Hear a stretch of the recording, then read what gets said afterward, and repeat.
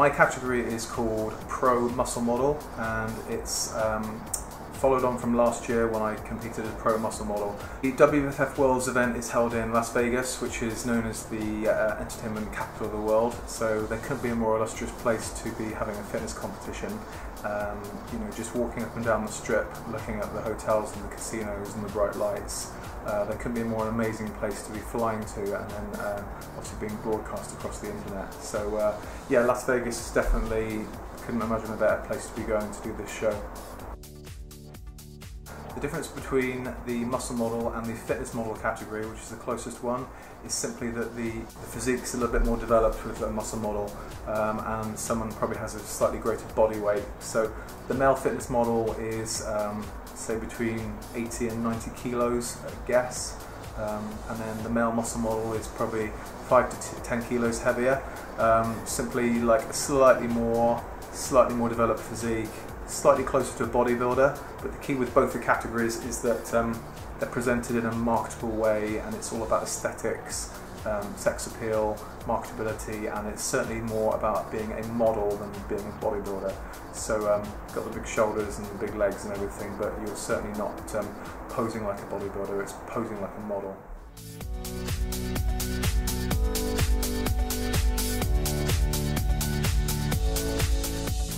Last year I got my 5th placing, which I was absolutely thrilled with, especially amongst the level of competition.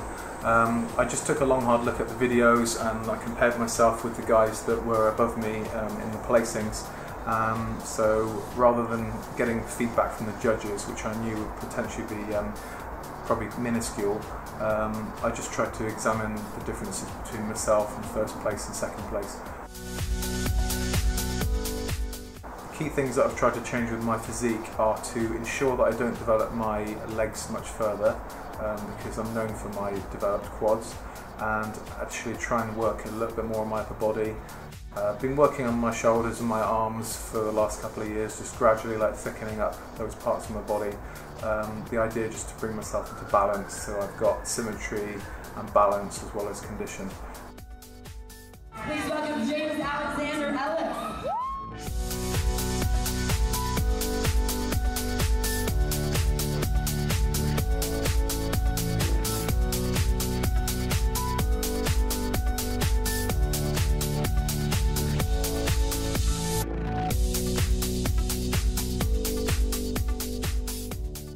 Started my cut officially 12 weeks ago.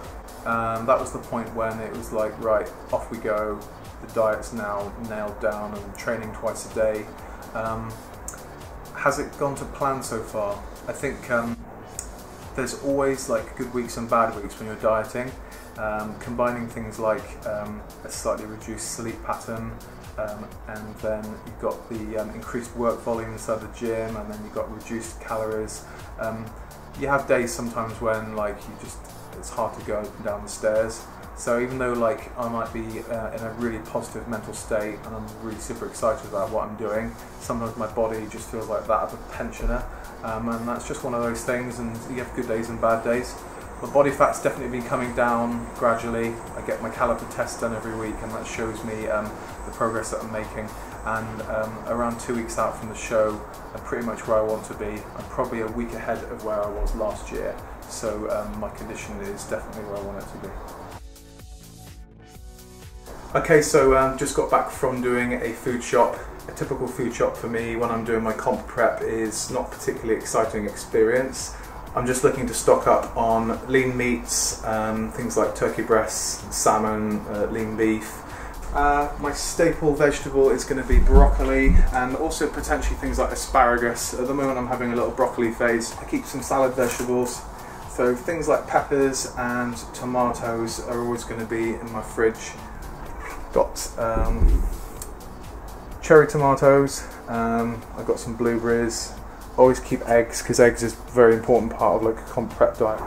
Another big thing for me is nuts, because I'm on a pretty low carb diet most of the week. At the moment it's walnuts. I don't like them that much, so it's going to stop me from basically eating the whole pack. So I might eat 75 grams of nuts on a day, so there's about 35-40 grams of fat coming just from nuts. alone, as well as all the fats that might be in some of the meats and the oils that I cook with. Obviously I've got this long flight which I have to endure, and typically a competitor in their final week of prep is on the strictest part of their diet phase. So I will be taking my own prepped meals onto the plane, which is a little bit depressing because at the airport there's restaurants everywhere. I think if I look around the plane I'll see other people chowing down on their white fish and broccoli, so that should help keep me motivated.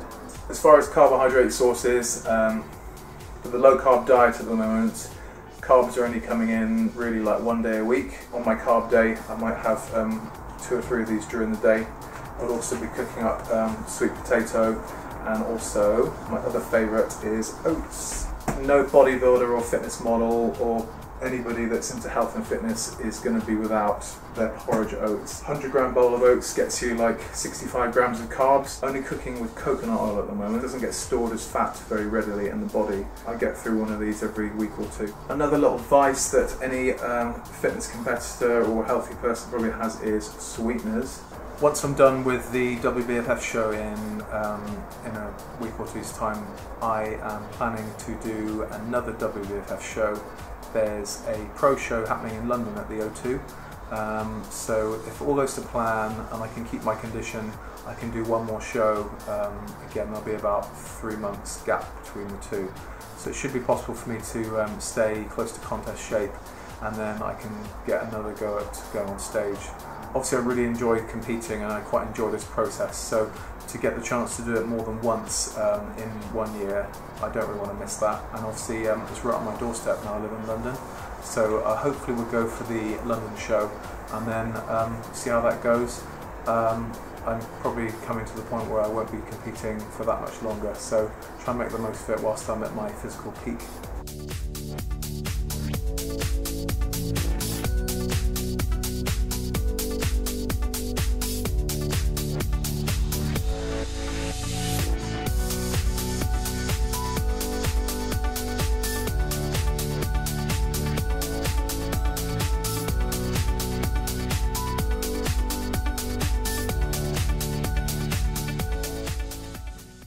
The thing that inspired me to start competing was probably the fact that I changed my career from being an architect to a personal trainer around about 4 years ago, and suddenly being in a gym environment, working in a gym environment, your whole perception of what is fitness or what is being in good shape changes. You end up being surrounded by gym fanatics and six-packs, and it's all you start to maybe take things a little bit more seriously. So in my case, ever being the overachiever, I was in the gym environment and I realised that I had some genetic potential to be in decent shape. So I just started to push my physique a little bit further, and thanks to the help of my long-term friend and mentor Emma Brace, she was always encouraging me to maybe do a bodybuilding show or a fitness show. I selected a show back in November 2011, which was in Belfast, and that was my first attempt at appearing on stage in trunks. I walked away with a medal, and I kind of got the bug for it instantly. I really enjoyed the sort of show-off element of it. So then it was Miami Pro, which I won, and then it was WBFF, which I went aboard. I won and got my pro card, and now it's WBFF World. So it's been a really quick transition to the top, so I've been really lucky and had a really good support network around me and an awesome supplement company to look after me. So obviously SCI-MX supplements have been playing a really key role in my prep, whether I've been off season or on season. The key difference for me is that if I am in dieting mode, I would adjust the range of supplements that I use to suit the fact that I'm trying to lose body fat. I was using it on the MX Ripped Core for a little while because getting some carbs in post-workout. After a little while I just wanted to cut those carbs out, so switched that in favour of Ultra Whey, which is pure whey protein with no carbs. 1 week out from the show I've temporarily moved off whey protein. I'm relying more on the BCAAs and the aminos as the thing that I'm going to use to keep my muscles in like an anabolic state. So really into the brand new Amino Intra Ripped Core, mainly because it tastes awesome. I take that sort of mid-workout or pre-workout. keep that in the shaker. For my fat burning, Shred-X is an awesome thermogenic, so ideally I'll be taking that pre-cardio and pre-weights, so I'm probably doing that twice a day, probably up to 3 capsules on the Shred-X. And CLA is also another product that I take along with fish oils. So CLA is omega-5, and it's an essential fatty acid. So I'll be taking CLA 3 times a day, Shred-X twice a day, take my aminos either pre or mid both workouts, and like I said, temporarily put the whey protein to one side, but that's been in my prep for, well, pretty much the whole time, but certainly the last 8 weeks. That's a post-workout shake. 100% whey isolate is particularly useful just for adding to things, so like adding things like making protein pancakes, or if you're making smoothies and you just want to top up extra protein. Obviously it's unflavoured, so it's quite useful for adding into like foods and things like that. The creme de la creme of protein basically, and it's the fastest absorbing protein that you can get.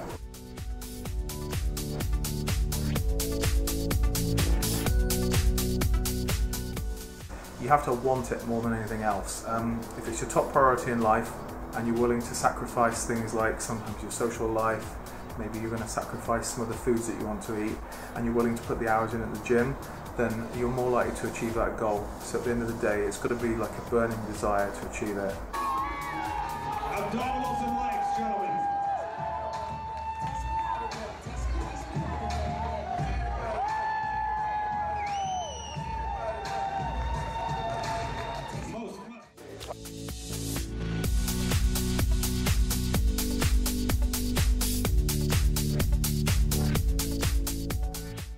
Okay guys, well thanks for watching the video. I'm going to have to kick you out now because I've got a lot of food prep to get on with. So I'll see you next time.